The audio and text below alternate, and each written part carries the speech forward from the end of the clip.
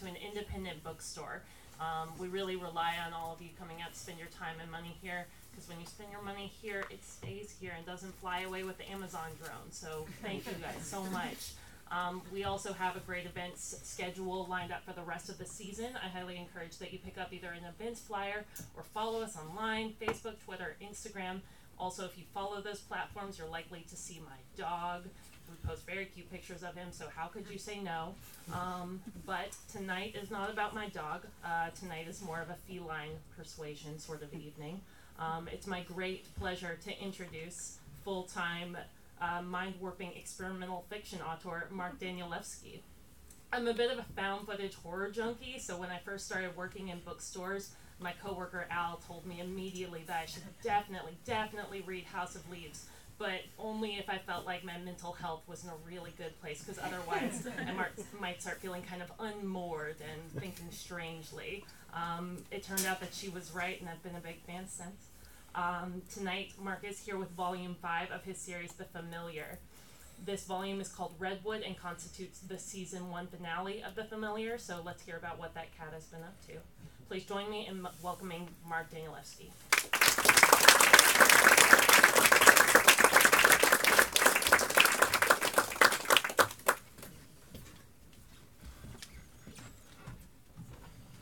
I just met the dog.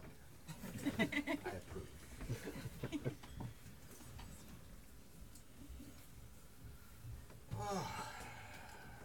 It's kind of cool to be here. I was here with Volume 1. Here is the end of Season 1. And pretty much everyone, including my publisher, said there's no way we can print 5 of these in 2.5 years. But the reason I love my publisher is that despite knowing that they couldn't do it, they went ahead and did it. And here we are with number 5. I would like to start with something from House of Leaves. Does anyone have a copy that I could borrow? Oh, this is my favorite kind. Warped, unmoored.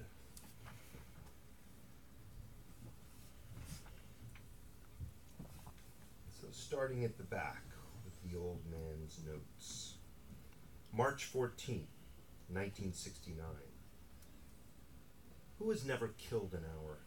Not casually or without thought, but carefully. A premeditated murder of minutes. The violence comes from a combination of giving up, not caring, and a resignation that getting past it all is all you can hope to accomplish. So you kill the hour. You do not work, you do not read, you do not daydream. If you sleep, it is not because you need to sleep. And when at last it is over, there is no evidence, no weapon, no blood, no body.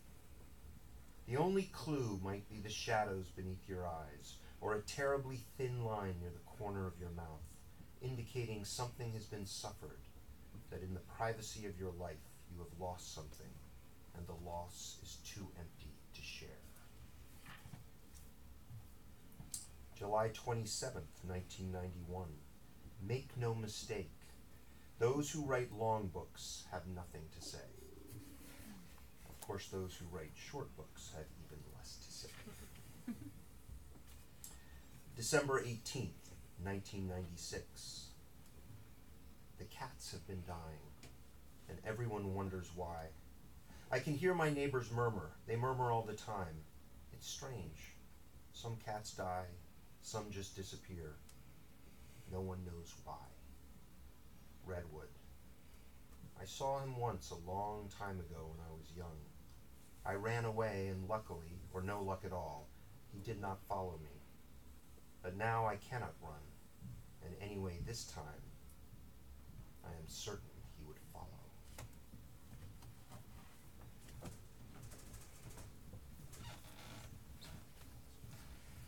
So let's turn to this volume number 5 called Redwood. And for all our sakes, I hope he doesn't follow.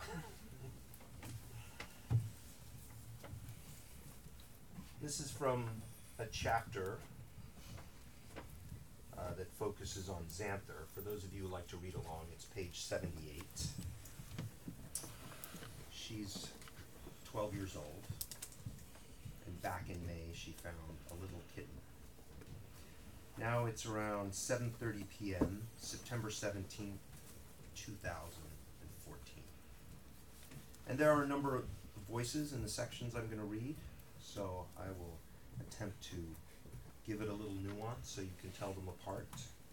I trust that you will use your imaginative skills to invest in me a sense of great performance, even if that's not true.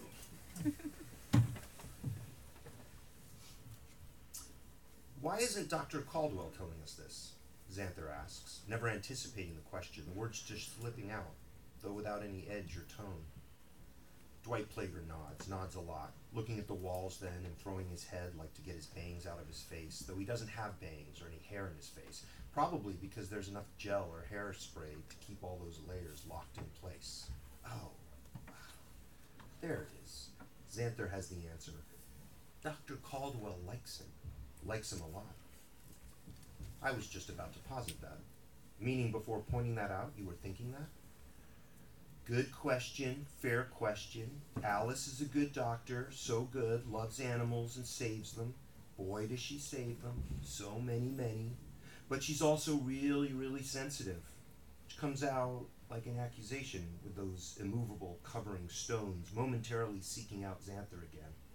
Alice handles most everything here, but there's one part she leaves to others, or in this case, to me.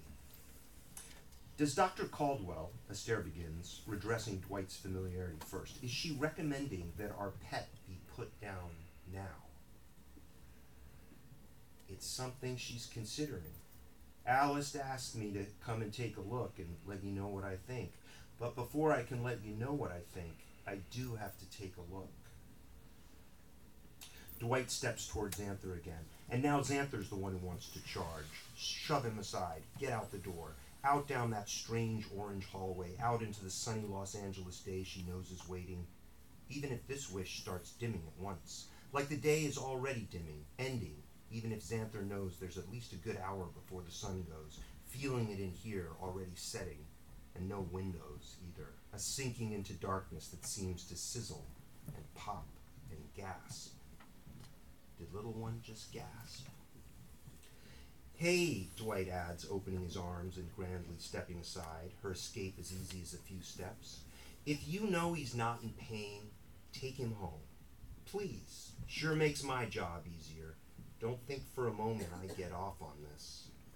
Again, that wrong smile, though at least it isn't his I'm so sad, we're so sad face, and at least Astaire's smile in response is genuine, because hers is sad. He is suffering, Xanther answers, hating herself for saying it, though it's the truth. She's known it for a while, too, can feel it even now in the way his back paws have started a series of tiny rabbit kicks against her chest. Okay, all right, let's see where we're at. Xanther, defeated, gently returns the bindle of soaking sweater back to the examination table. Dwight slowly pulls back the cashmere, and the little one seems to unfold with it, too, stretching out, not in that feel-good way, but more in that way of letting go that comes with exhaustion, flopping on his side, hind legs wet, chest wet, breathless, with breath so small, air, if air could speak, would claim no exchange. Oh man, yeah, at least Dwight doesn't touch him. See that? He's breathing through his mouth now. Man, I'm so sorry. You never want to see cats doing that.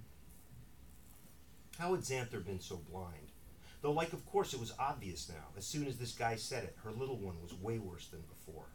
Xanther feels the room bend even more toward darkness, as if the darkness held back by every day could do that to walls and corners, rounding them before driving them down toward an inescapable center. Xanther's lips and fingertips tingle then with a crackle singeing every surface between herself and little one. She even tries resting one palm on him, as if touch might stop it. Her palm nearly covering him, Xanther's hand a hand with a tail. Did she know he was this small? Of course she knew. Is he getting smaller? Does it matter? Especially in the way everything keeps crackling around her, so much so that it seems the world itself could in this moment just flash away. burned up in the instantiation of its future, this future. And of course, that's when, oh wow, Xanther realizes what she should have recognized when she left home, just how much the strange blue acorn is burning now, as much at the heart of her as it remains beyond her, hotter than ever before, and for one thing turning to ash all her plans to smuggle the little cat out of the house as a way to keep the flame extinguished, or at least dampened, and for another thing drawing Xanther back to that familiar forest that now might as well be a forest of burning stone. You think he's cycling too? Xanther asks. No question, Dwight answers solemnly, or how solemn tries to be when it's not, unable to get away from that big-toothed smile and other swish of blonde hair. Xanther nods. She catches, too, what looks like a wince crossing a stare's face, like the admission of what's plain as day is too painful even for a stare, and she was the one who had wanted a dog. Xanther suddenly feels sorry for her mom, that she had managed to come around a little, only to wind up here. Do any animals who are cycling, Xanther continues, pressing toward the hardest question, which when it comes out feels as clear and direct as anything Dove might have mustered, do any of them go on to live? Did Astaire gasp? Yes. No, Dwight answers, shaking his head too, his face darkening despite the halo of perfect hair, but also in this weird way that makes his big bright smile seem still bigger, even brighter. Xanther can't make sense of him. He unsettles her, even if she knows he doesn't matter. Only little one matters. Alice, man, like I already said, such a good heart. She can get close to the edge, real close, especially if there's a chance that she can bring whatever living thing she's taken care of back from the edge. But over the years, she's just gotten way too sensitive. It's maybe what makes her such a great vet, but when it's clear she can't help anymore, Dwight lets his voice trail off. When she can't help, we get you, Astaire snaps, her fierceness returning. Sure, I mean, I'm qualified to do this, but I'm not a vet, Dwight answers, almost lazily. If you feel more comfortable, like you'd prefer a licensed practitioner, there are other vets here. I'm happy to get one. They cost more, but we all do the same thing. We use sodium pentobarbital with a combination of other drugs to make sure your pet goes peacefully and painlessly. We like to give good life dignity by ending the suffering. Dignity? Xanther asks. The question, if it is a question, racing her heart something awful, maybe because the answer so eludes her, and the touch sure is no help, even if her cupped palm over Slimsy little one keeps trying to feel it, as if feeling alone was an irrefusable commandment granting even the most slender creature the power of human speech. When Xanther withdraws her hand, nothing in that soak of misery even hints at dignity. The question you have to answer is, hey, do you want him to keep hurting? Who are you to? Astaire starts to bark. Mom, it's okay. He's right. That is the question. And one certainty now bound up in the charging beats of her heart is that Xanther will do anything to keep her dear little friend from suffering. But what stops her heart too is the question of whether or not to end suffering is a legitimate reason to end life. Never before has Xanther wanted so much for a seizure to take her down, drop her to the floor, tumble her into that awful chasm, keep her out for hours, absolve her from having to make this gruesome decision. But of course, no seizure comes. No seizure for little one either, though a tiny groan coupled with a pained sigh lifts and defeats his chest. Dwight Plager steps to the counter, where he starts to lay out a syringe, some bottle of drugs, other stuff. Unless you decide otherwise, and hey, really, take your time, but unless you decide otherwise, I will first have to take your animal to another room. Don't worry, nothing will happen there. I just need to set up an IV thingy so everything goes smoothly in here. Then I'll wait until you're ready, and when you are, he'll just go to sleep. It's super gentle. Cheery little section. Are you ready for some more cheeriness? This is a very different character. His name is Oscar. He is a retiring LAPD detective. He's visiting an old friend. This chapter is entitled Jasper. The quote in the beginning, "You can't be trusted," Miles Davis. This takes place at 6:22 p.m., September 17th, 2014. "Then that's it?" Cledius Boo asks. "That's it," Oscar answers, accepting another pour from the old man. "I gotta say, I never figured you for retirement," Cledius chuckles. "That reality never crossed my mind. Doing something crazy for a lady makes sense, but not retiring for one." Oscar checks his watch. If he lingers any longer, he'll be late. Cledius takes no offense. "Don't fret, I'll call you another one in a sec." "Thanks. Not the first time a cab got lost around here." A bullet hole that made no difference to Oscar still got Captain Cardinal ordering the car to the shop for a patch and paint job. "Can't have people thinking it's open season on police." Oscar obeyed. Though that's not really the reason he's cabbing it tonight. Catla. Oscar drains the small glass. When he'd arrived an hour ago, Cledius set out a 1-liter bottle of beer and 2 small glasses, as if small would limit big. As it turns out, small stays empty as big tries to keep up. Catla, Catla, Catla. "Where's your dinner?" Cledius asks, refilling both their glasses, finishing the bottle. "Red Lion." "Glendale Boulevard? You can get a beer there in a glass boot." Oscar nods. Though he's had enough of beer. Scotch is next. Good or bad, it doesn't matter, so long as he has a few. Virgil will understand. He better. He's buying. Celebrating the news of Oscar's move to New Jersey and a new life of gardening in gray.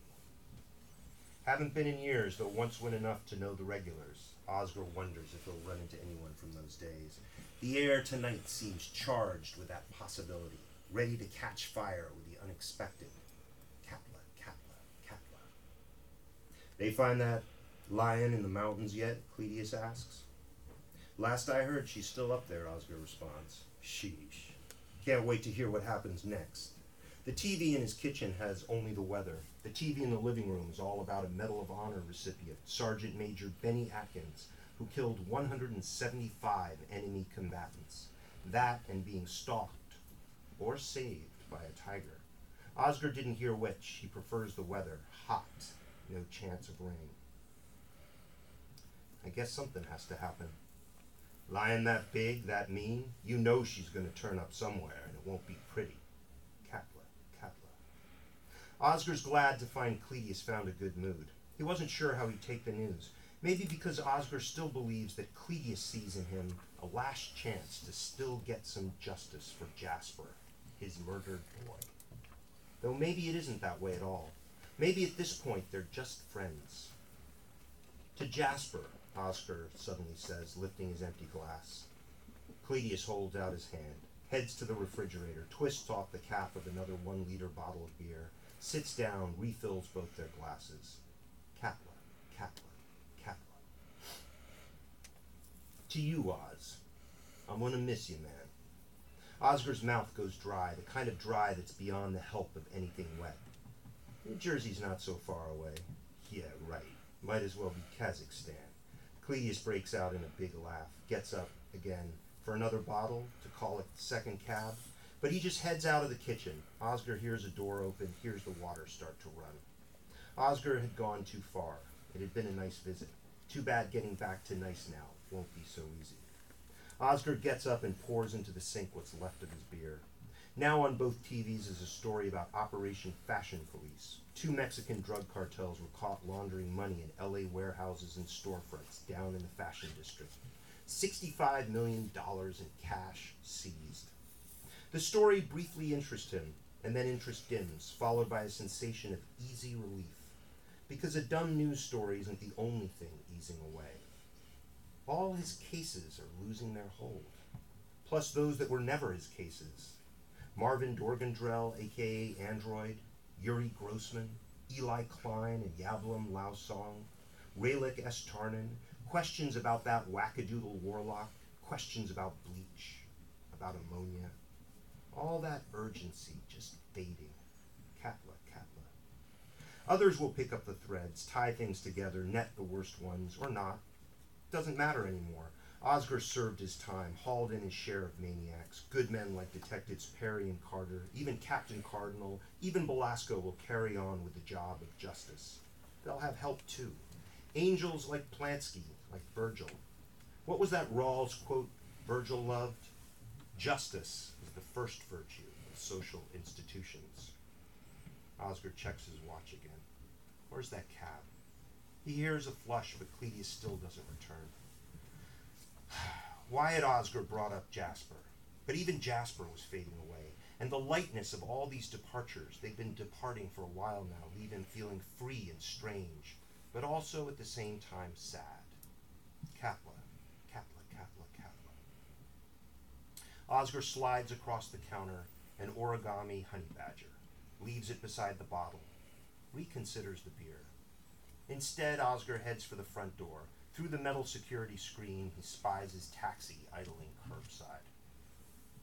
Thought you should have this, Cletus says. Oscar's relieved to turn around and find Cletus smiling.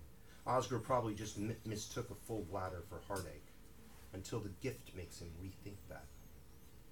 It'll mean a world to me to think you'll have a reason now and then to look on this and think of him. It's a framed piece of sheet music, the first page of Rhapsody in Blue. He could play it too. Those pencil markings are his. I framed it for you. It'll hang where I'll always see it. I got tired, Oz, of thinking about who did it. More and more I accepted that whoever done it was already gotten by something else, or would be soon enough. Maybe by that lion in the mountains. Cledia's smile seems to widen because the joke doesn't land. And then, I got tired of even thinking about Jasper. Really, really tired. Like a fall asleep forever tired. I got so afraid I'd sleep so long I'd wake and find Jasper gone, forgotten. That I still can't risk. Oscar nods. The cab is honking. He has to get going. He needs a real drink. I used to drive trucks. You know that. Mostly city routes, San Gabriel Valley, maybe a little farther north. Now and then, though, I did longer hauls. Those can be great. All night with no one to tell you what to do but the road. But sometimes you get so damn tired. You drink your Cokes, your coffee, roll down the windows, you take some cold air in the teeth. But if that don't work, you know what you do? You take out your wallet. It's got to be full, too. With your license, your ATM card, all your plastic lifelines. But most of all, it's got to have your cash. And you hang that out the window, holding on tight.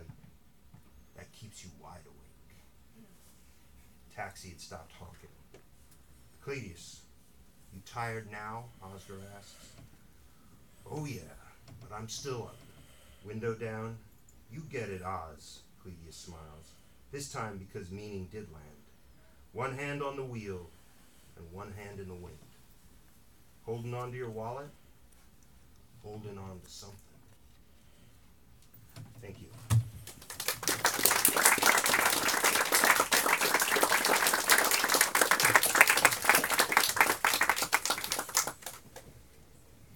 Questions? That's it, huh?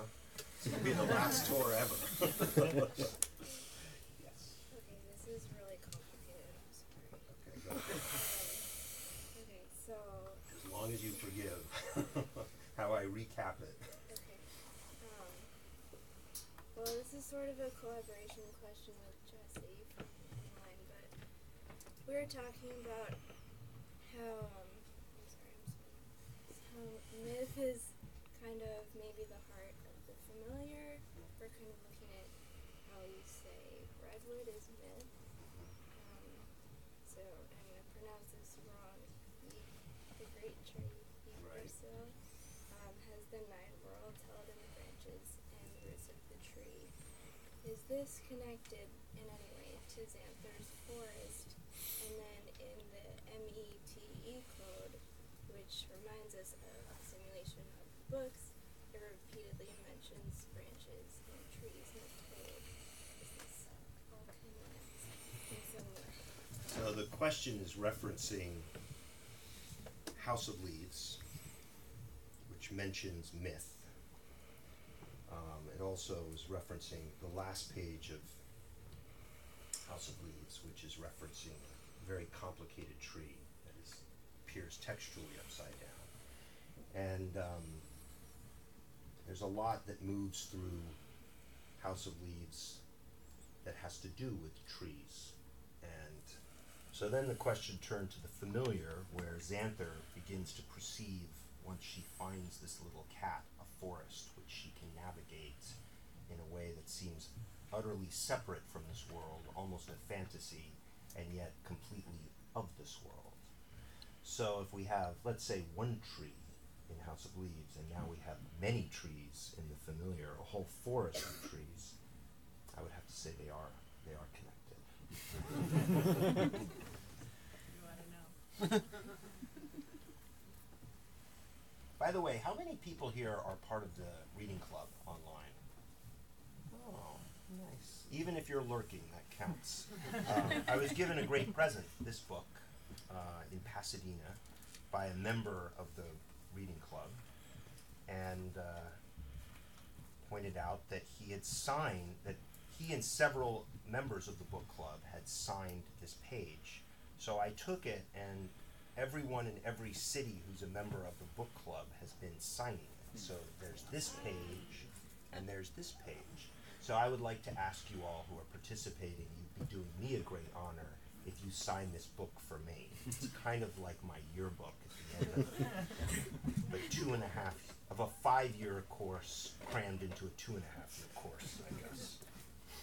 So don't forget, and even if you don't want to get your book signed or anything like that, just come up and sign it. You don't even have to say hello. There's no eye contact.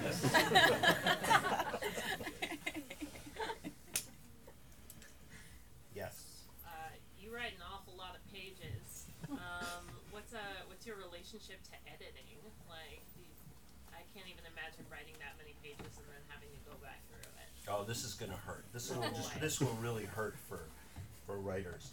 So each book is about, let's say, on average, about 70 to 80,000 words. So that's, you can think of it as Great Gatsby is 50,000 words. It's really, it's actually a small book. But volume 1, when it was finished, was about 150,000 words, and it had to be cut down to 85,000 words.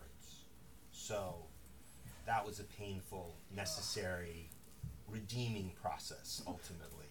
There were almost 2 Great Gatsbys that were cut out. And in writing it, you really don't get to leave it on the editing room floor. It all just kind of vanishes. Those things are gone. But it's a comprehensive, intensive experience, process. I mean, remember, I started writing The Familiar in 2006, came out in 2015, so I was working on it for 9 years. Went through various drafts, characters emerged, some disappeared, finally it settled into the form that it is. But there was a lot of revisiting, and there's certainly a glamorous side to being a writer, but I often, let young writers know that it's a lot like being a poison taster. You talk to people who aren't writers, they hate rewriting. They can't go back to read what they've written. And there is a kind of toxicity in revisiting it. But there's a great deal of discovery and life to it as well. But nonetheless, that's where the job comes in. And you slowly begin to acquire an immunity to your own poison that allows you to revisit and not perish, or slightly perish. Yes? Does Xanther like My Chemical Romance because you like My Chemical Romance? Maybe Xanther likes My Chemical Romance because you like My Chemical Romance. It actually, it does lead to a very interesting question, though, because there was a kind of interiority to House of Leaves, and then Only Revolutions was pointedly just kind of trying to get out of the self. It's this battle between the ego trip of these 2 16-year-olds, and yet all of history that is kind of moving through them and around them. And in order to really read that book, you actually have to constantly go away from the book, which is one of the things that makes it so difficult. But nonetheless, it was such a self-involved project, and it required such an investment in my own analysis of my own ego, that at the end of it, I made a conscious decision that that was not the path I was not going to walk. I was not going to end up a recluse, you know, in some awful cabin, writing manifestos, designing bombs. You know, that wasn't going to happen. But so the familiar then became much more about what it means to be a writer who is not writing about the self, you know, and that therefore it necessitated me to leave myself, to go to Singapore repeatedly and familiarize myself with Singlish and you know, and the world there, not to mention talking to coders, not to mention talking to Latino gang members with experience of violence that far surpassed anything that I'd ever had, and certainly anything that was in the book. But I think you know, that's the challenge. And so one of the things in terms of the process of writing the familiar is I have a series of playlists of music that sort of can orient me to various characters. I do, when I'm writing Xanther, tend to close the windows because I start listening to Taylor Swift, and I think that would be just kind of a little odd. There's a whole different set of music that comes up when I'm working on Anwar, who's from Upper Egypt and loves classical music, so that's a kind of way of kind of exploring things that I wouldn't necessarily like, but that also makes sense to each character and to the world familiar. Yes. So I have to ask about the Jing Jing chapters and what the intention is. What's your intention to the reader? Do you expect the reader to take the time to look up each of the words that aren't English, Right. so that we can make sense of it, or is your intention to sort of get a global picture? That's my question. Authorial intention. It's very complicated. Been working on something for a long time, opening up the sails to all the velocities that inhabit, you know, the cultural winds fill that sail. And I say it's complicated because I can give you one answer, which is that books tend to present a voice which, especially great writers, that seems immediately familiar and that begins to frame and construct a narrative in the world that we live in that kind of appeases us with a sense of order and emotional fulfillment, right? But at the same time, it is this kind of singular monolithic voice. And so one of the projects of the familiar is to constantly alert the reader, involve the reader in the various voices out there. So Jing Jing in particular is difficult and strange, and maybe you're not going to understand a word, but that's okay. Why can't a book introduce you to a voice that you're not going to understand? Where does it say that a novel, that everything within a novel has to be an experience of knowing and understanding? Because part of learning how to know and understand is also to face that experience of, I don't know this, and it is strange, you know. So that's one answer. The other answer is a woman in Portland who comes up to me and says, I'm from Singapore. It's so nice to hear this language, you know. You'll see in the front of this book if you come up, you know, and my husband is from Malaysia, you know. So then there's a bunch of people. Last night in New York, there was a woman who grew up speaking and hearing Cantonese, and she can't actually read the Cantonese, but she can read parts of Jing Jing because there's Hokkien, there's Malay, there's Singlish, and so here's this vast culture which is available to an enormous amount of people. Maybe not one readership, but there's another readership that suddenly is like, oh yes, I hear that music. I know what that music is. I have a place in this book, instead of, oh, here's a book that I have no place in, you know? It's like coders as well. Most people probably in this room just look at the code and go, oh, Anwar's writing code. But people who read code can go, oh, I know what that is. That's this. That's my language. That speaks to me. So if there's an intention to be teased out, I think it would be for an ultimate recognition that even if we don't know everything, at least we begin to sort of understand that there is a place for many people who have different, you know, understandings. And then what is that music like? What is that grand symphony of understanding and not understanding. Because as soon as we walk out into the door, out this door, that's exactly what we hear. In fact, we're hearing it right now, even the way the air is moving, the way the different shuffles, different identities in here, but the vastness of our experiences and our senses, you know, constantly attempt to limit that experience.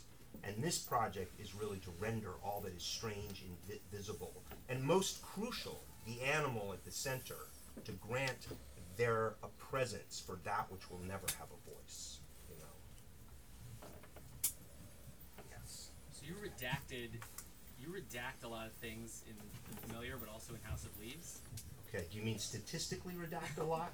I might argue with you. Black bars, like Yes. black bars Right. over it. So I'm wondering just about your method.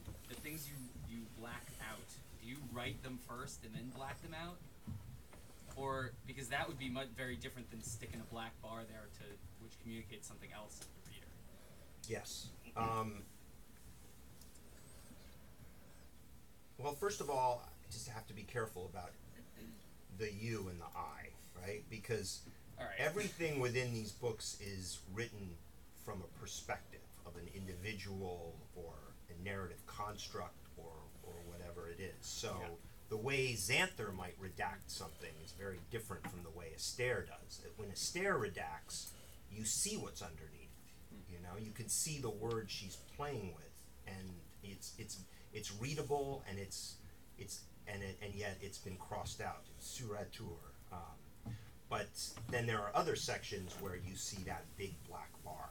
So yes, I know what's under it. I have to. But there's also that understanding of, if the redaction is so complete, then in some ways I don't even know what it is either, because the character is completely eliding what is supposed to be under there. And so it charges that moment. What it does reveal about you, if I could get personal for a moment, is that you see those bars. And in all the tours, I've never had that question, you know? So something attracts you to what is underneath those black bars. I don't know what that means, but it's interesting. I can only imagine if you got to the part where Xanther's section is redacted with big pink bars, what that would have done. Yeah. But it's interesting, the book club, I'm sorry. Go ahead. The book club talks about what is that letter? Could that be an X, and does it mean Xanther? And Right. there's a lot of conversation about what's underneath. I wonder what that is about. I mean, obviously there is that desire for the solution, but in some ways,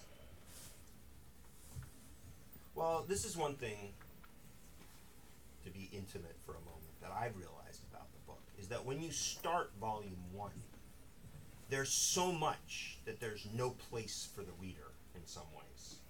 But as you become more familiar with the books and more adept, then they move much more quickly and you find more space.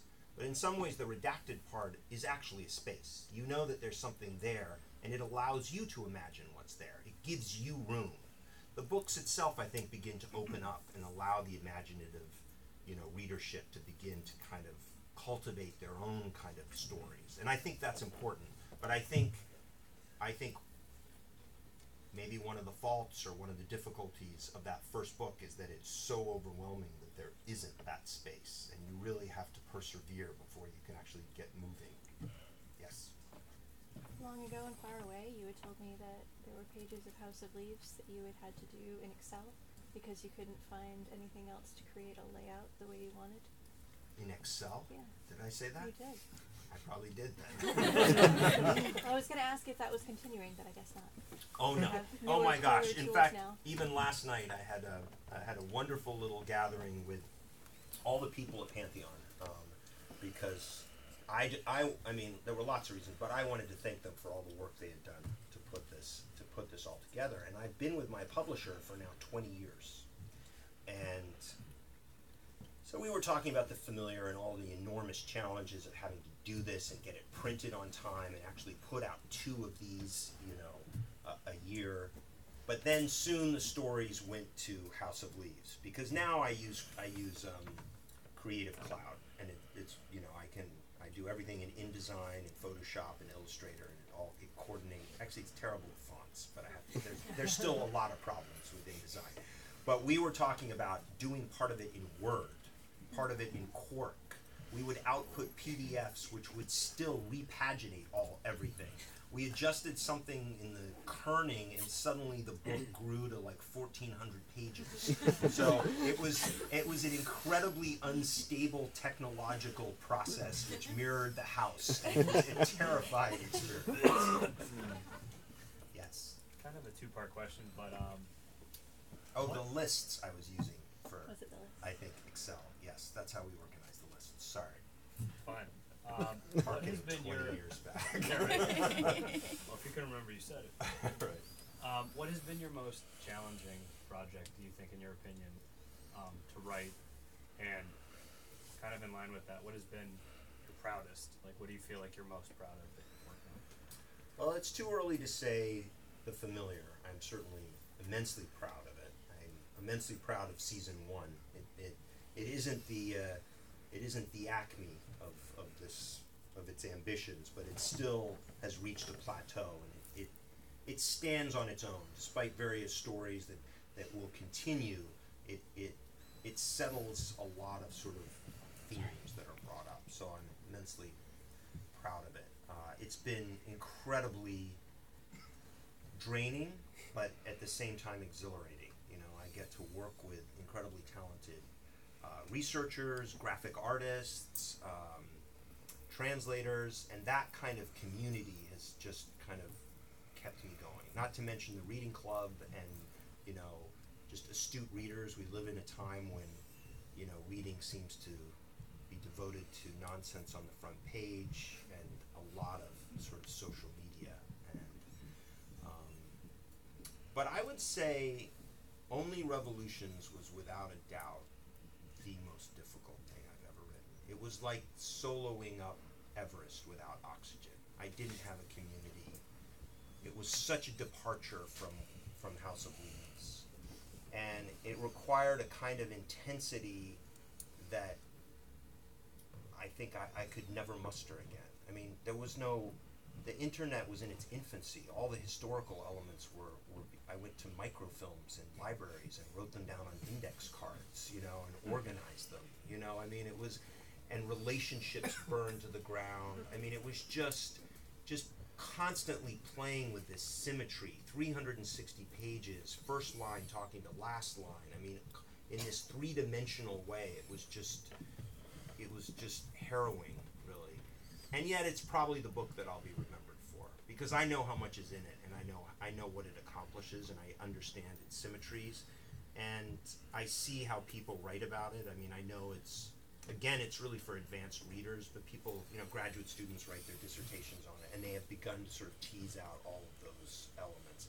And when I say that, I should pause and say it's not really about puzzles. It's not about like discoveries, like a sudden acrostic or a reference. It's really about understanding what would happen if fiction lived in this three-dimensional space, and how do we create a language to write about that.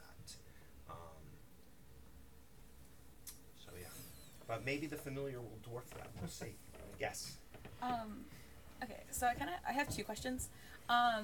Which character did you find most enjoyable to write, or like the process of writing and stuff like that? And then, what was it like growing up? Did you realize when did you realize you wanted to be an author, or like what was your inspirations for writing things like this? I don't have a favorite character. I love all the characters, and you know, Jing Jing can sort of be like, oh my gosh, I'm going into that world, and then I sink into it, and I love it, you know, and I'm in that, you know.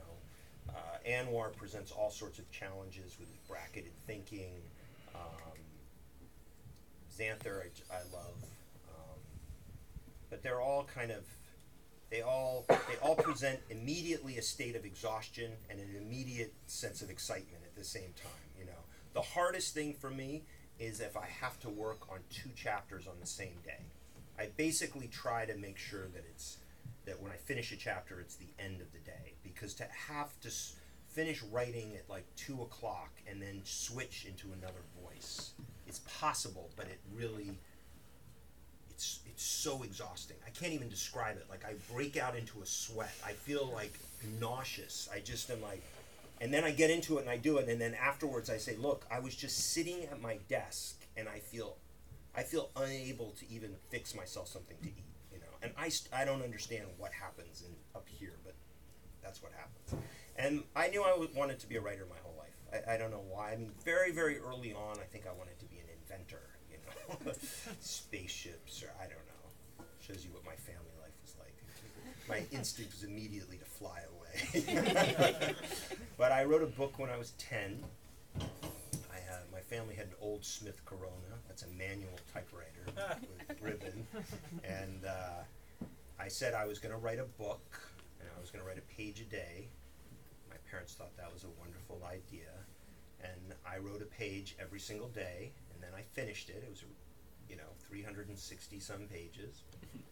And they were expecting, I think, a fairy tale. They were looking for elves or hobbits. It was called The Hellhole. It was about a young man who became a cocaine addict, beat up a cop, and went to prison. They were worried. Can we read that? Absolutely not. I will say recently I was purging parts of a storage unit and I did find the copy and I have it, but I'm terrified to look at it. Yes. Yes. You. Yes. The scarf. That was sign for scarf. Why did you decide to organize this into seasons? Why did I decide to organize the familiar into seasons? Well, the simplest way is just to say that I guess is my deep belief in the novel, and then my novels in some ways I realize are constantly tangling and wrestling with. Sort of reference Bolaño at the end of 2666. He talks about the importance of, not the brief, tiny little book or story, but the one that gets things wrong but still gets out there and kind of tangles with those really difficult things and dangerous things. And in some ways, I think I've grown up with a sense that as great as movies are and television and whatnot, they are a threat to the novel, which I've always loved. So House of Leaves is very much like it's the remediation of a movie, taking a movie into novel form. Only Revolutions is music. The 50-Year Sword is the campfire story. And The Familiar is the television series. So it's even organized with 5 acts, which is typical of a 1-hour television program. There's a lot of sort of television tropes that you can see coming up, the way cliffhangers are used. And at the same time, it begins to explore how much more powerful in some ways the novel is. Like one of my favorite sections, which I didn't read, is just a moment where Xanther knows someone is coming for her cat. And she can't run because the cat is perishing, as you sort of got a sense. And so she has to sit there doing nothing. And she doesn't understand how to do nothing. She's never read about it. She's never seen it in a television show. She's like, how do I sit and do nothing? Like, where have I learned that? And that's a moment that I don't know how it can live in television, but here it lives for a page and a half, just that exploration of what it means to just sit with that nothingness and be faced with a situation that you can't escape, which to some degree we all have, because we're all caged by our mortality, and whatever distractions we offer ourselves, we're not really escaping that cage. Yes. So along that lines,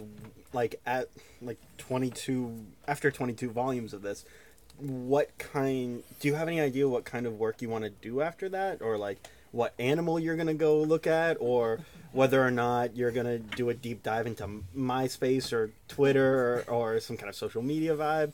Do you have any idea what's next? I love this guy. I'm planning a 27-volume novel, and he goes, but what's next? What are you going to do after that? Come on, enrich your life. I have no idea. The only thing I could say is that Pantheon has volume 6, and I get to take a break as I go on this tour. But together we can wonder, what is going to be the next question? Yes. I wonder if you might be able to discuss your process of timelines and keeping track of who is doing what and where and when. Question is about timelines. It's a good question, especially since there are 9 main characters, all sorts of backstory, all sorts of minor characters within those character sets. It's a rigorous amount of notes, and that's where I'm very grateful for computers, because I can search things. I can search previous volumes. I can find things like that. But I think the book itself is even a project about memory.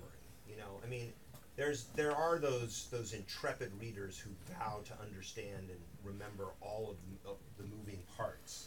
But in fact, that's not entirely the project. I'm aware that you are going to start to forget, but we all forget when we live. That's the story. We think we have a certain confidence about what we were like in our childhood, or what our adolescence meant, or our education sort of provided. But our memories are constantly being resuscitated and changed, and then brought back to life in different forms, and they're changing our trajectories. So in some ways, the key for me is always keeping true to the characters, and those are sort of the notes, the sort of system that I keep is like, what is this? Where is the stair? What is she thinking? And how do I access that? But if she gets something wrong, then she got something wrong, and she may change it later, for example. But again, if you've worked on something for 9 years, you tend to kind of like a language, you begin to inherit it. Someone asked me if I add all the parentheses for a stair later, or the brackets. No, that's how I write. When I get into a stairs mode, it goes that way. But there are huge sheets. I have whiteboards. I have blackboards with that's magnetized with all sorts of pages. We put up graphics. We trace the arcs of the seasons, all of it. It's not a really simple way of putting it, but you get the idea, right? I mean, I think, and also I would say this, because it is a cautionary tale. It's very important not to overdo that. Artists can get lost in the plans, and they actually then never move forward and write what they need to write. So I'm constantly writing, and it's just a small percentage that's put into that map, because I know that the map can change, the plan can change. Curry, okay, Curry. Well, I'm just telling you 3 more. Oh, 3 more. I thought you were raising I have your nothing to ask you. Okay, Curry's like, okay, we got 3 more questions. All right, in the green jacket there. From production to communication to all sorts of things, technology plays a huge role in the familiar. Mm-hmm. It doesn't play as big a role in previous works. And in the familiar, it seems to almost get into the fantastic. As somebody who works in technology, some of the things the technology does in the familiar is a bit beyond our capabilities. Sure. How do you keep that from running away? And where is the balance between technology being good and evil and not taking over? Did everyone hear that question? Pretty much. Questions about technology, not as present earlier works. Definitely present in the familiar. Definitely has a fanciful side to it. Definitely has a dangerous side to it. Could overwhelm the whole book. Great point.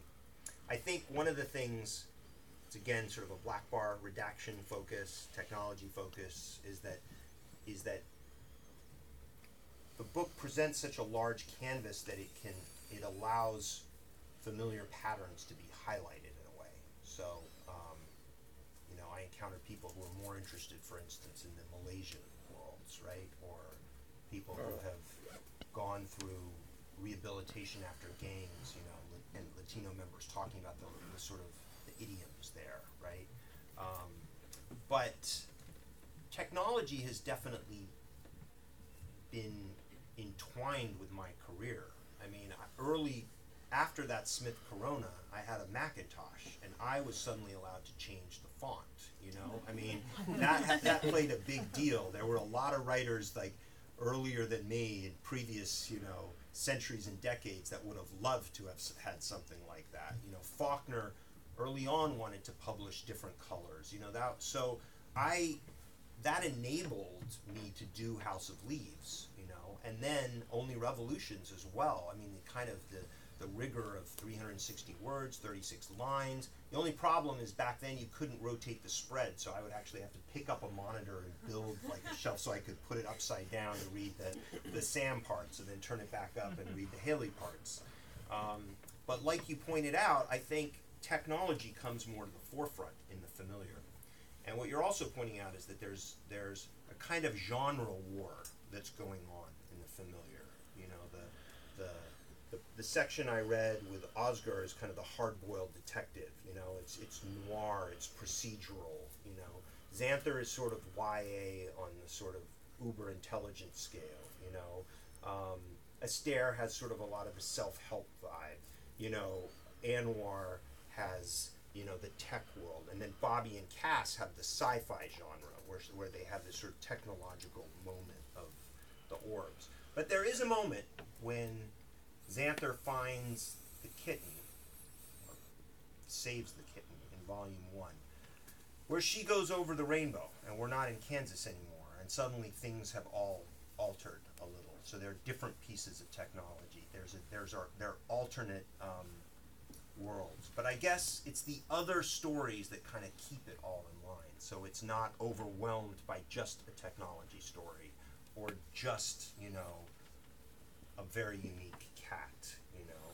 And I think the thing that I wanted to frame the most was to frame the absence, which is almost, it's so small. I mean, the oddest part, and it's the question that really doesn't come up at all, fascinatingly enough to me, is that in 5 volumes, we barely know the cat. You know, we've learned all about these people, but there's this tiny cat who seems to have no presence whatsoever. And the cat is extremely important, you know.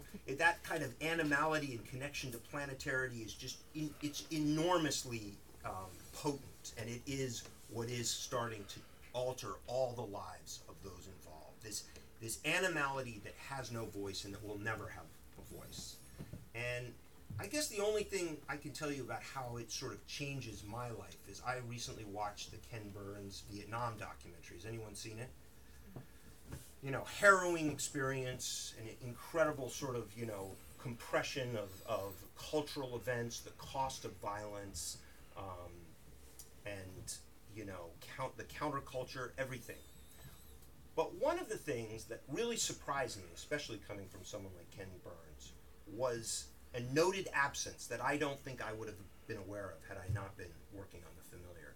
That you see these pictures over and over of these incredible plumes of napalm, you know, and there's no mention of all the animals that were killed in that moment. The family of birds, the squirrels, the tigers, gone. I'm not talking about animals that are property, that are part of the industry of feeding us. I'm talking about separate individual lives that inhabit this part of the world, gone. There's not a single mention in a firefight of all the decimation that took place. Even the Agent Orange and the sort of defoliation of everything isn't mentioned. And my point is, before we can even start taking a stand, and we all want to, or at least I'm sure most, if not all, in this room, let's at least start recognizing that presence. Let's at least begin to say that this thing is there, and this thing is there. Let's afford them the language that purportedly Adam, you know, offered all the animals in paradise. It is curious when I think about that, because we always think that if we're in that tradition, we are the sort of daughters and sons of Adam. But Adam seemed to know all the animals, and we don't. So maybe we're more the sons and daughters of Cain, you know. We have lost our ability to name the animals that surround us. And that is the central thing, is like when Xanther hears the call of that animal, she races to it, unlike anyone else, and she brings it into the center of everything. And that's where the familiar stands. All right, 2 more, yes? Kind of in a similar vein, the question about the animal sections in the back was, I mean, it was interesting to hear you talk about writing 2 different characters in one day. And so you're giving a voice to animals, like you were saying. Just curious if there's any challenges there. You can't go out and interview animals. So I'm just kind of curious. Right, how do you play? It's challenging, and the parts in the back that this gentleman is referring to are these strange kind of like little parables. We're not really sure what to make of them yet. That take on the vantage point of hyena in this one, owl in the first one, and how those are played with. You know, and in some ways, it is just an involvement. You know, it's, making friends with my hummingbirds. You know, I have a friend squirrel that comes around. You know, but also being sort of aware of that, the fact that just because they don't speak my language doesn't mean that they don't have a place in this world, you know. And I think that's part of it, is starting to get away from the kind of almost patriarchal dominance of words, you know. And that's why I play with this thing that, for want of another word, I invented this word, the signiconic, which is basically sign plus icon, or text plus image. So one of the things you see in these books, as big as they are, those of you who are reading them know they fly, and that's partly because there's a lot of text that is shaped into these images. And so what it allows you to do is kind of play between this world of a visual experience and a linguistic experience, and how that tickles part of your mind. Because right now, as everyone is lurching for their phones, it's all about image, and it's very poor reading. You know, it's just an instant of kind of communication that isn't connected to the larger patterns of thought that, you know, can create sort of great things. So the familiar begins to look at how we can see things in a language that isn't our own language. And that actually gets back to the Jing Jing question. So. All right, last question. Yes? I have a lot of people asking me when I recommend your work to them, what genre is it? And I know you kind of discussed genre in, not the last question, but the question before it, but I never exactly know how to answer that question, and especially with House of Leaves, which is a work that is one of my favorites of all time. I always try and recommend it to people, and it's very difficult to explain exactly what makes it so good. Do you have any recommendations on how I should approach that? Or should I just let them find out for themselves? It's true. It's I don't really have an answer. I mean, it's complicated, and it you're right. I mean, I was introduced as an experimental writer, and I accept it, because for want of a better word, but it's not that experimental, because there are great artists, who were working with the idea of text and image before me, whether it was Faulkner and his colored words, Apollinaire and his calligraphs, there's a long tradition of people that were experimenting, and in fact, I was able to write something that wasn't just an experiment, it actually, did well in the marketplace. I've heard immersive fiction, which is good. I mean, I think people they do experience a kind of emotional shift.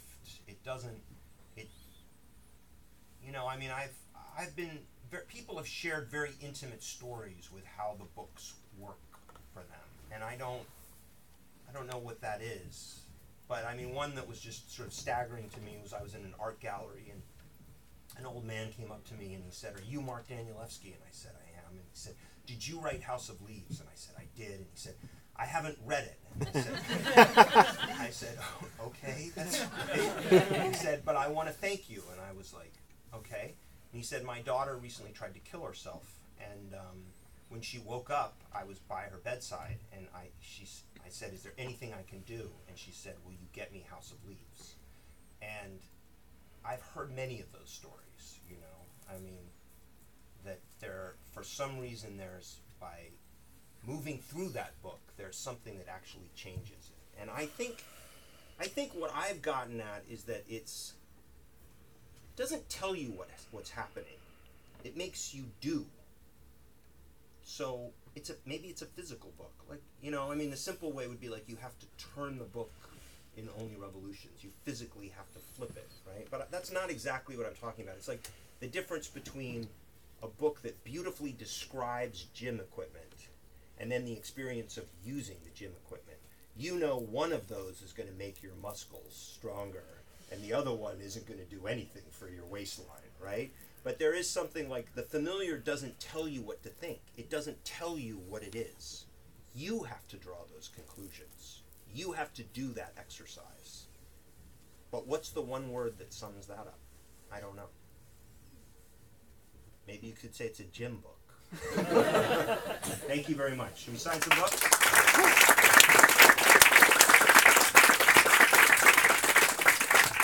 Coworker Lydia will guide you upstairs to the signing line. This way, folks. I have to say hello.